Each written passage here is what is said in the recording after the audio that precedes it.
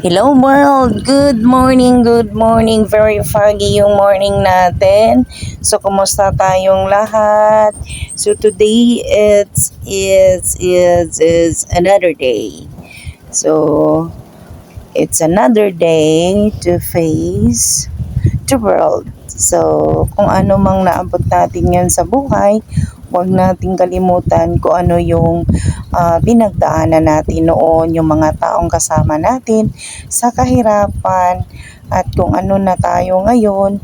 So, be humble always and huwag kalimutan yung mga taong kasama mo noon.